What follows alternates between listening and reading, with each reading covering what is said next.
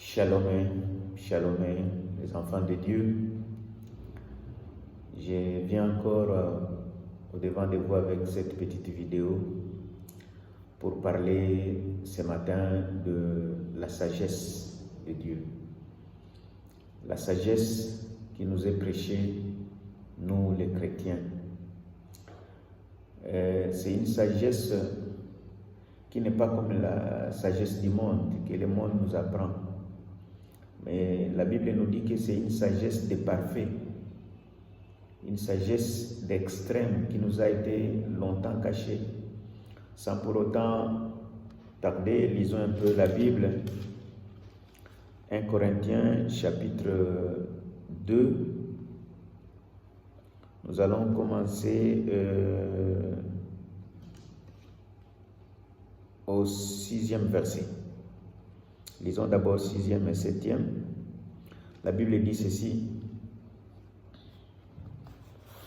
La Bible dit ceci. Cependant, c'est une sagesse que nous prêchons parmi les parfaits. Sagesse qui n'est pas de ce siècle, ni des chefs de ce siècle, qui vont être anéantis. Nous prêchons la sagesse de Dieu mystérieuse, cachée, que Dieu, avant les siècles, avait destinée pour notre gloire. Amen. L'apôtre Paul ici nous révèle que la sagesse que nous prêchons aux chrétiens, la sagesse que nous a léguée par la prédication, par la parole de Dieu, c'est une sagesse qui est mystérieuse, qui a été cachée pendant très longtemps.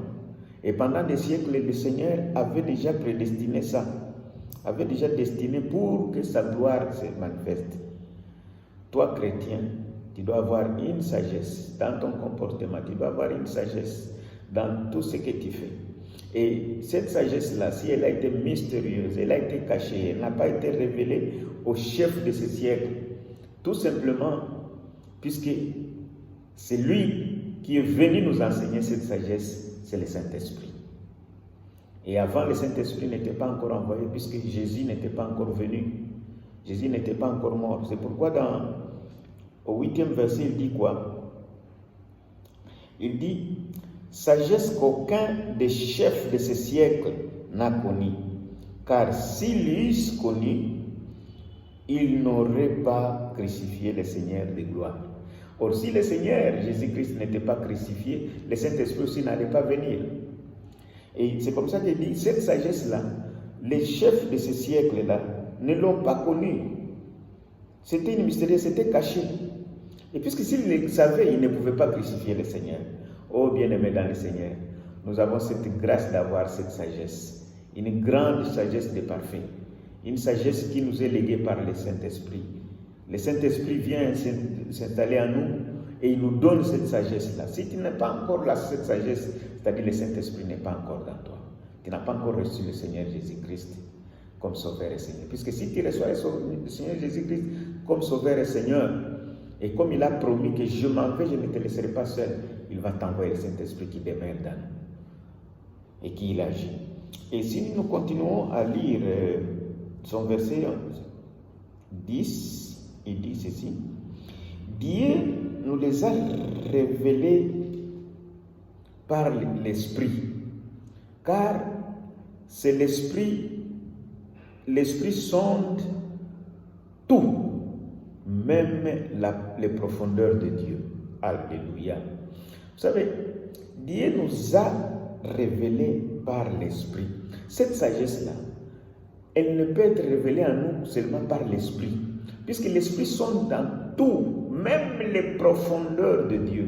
C'est-à-dire quoi? C'est-à-dire, dès que tu veux faire quelque chose, dès que tu veux peut-être prier, dès que tu veux agir ceci, dès que tu cherches quelque chose, Dieu révèle cette sagesse à travers l'Esprit, le Saint-Esprit qui est en nous. Puisque si le Saint-Esprit est en nous, la Bible nous dit que notre esprit devient stérile, c'est-à-dire est en veilleuse. Puisque l'homme aussi a l'esprit, de par la composition de l'homme, il y a l'âme, le corps et l'esprit. Mais quand nous avons le Saint-Esprit, la Bible nous témoigne que notre esprit devient stérile, c'est-à-dire devient en veilleuse. C'est maintenant le Saint-Esprit qui agit en nous.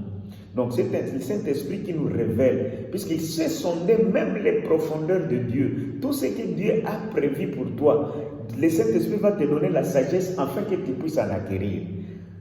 Que Dieu bénisse.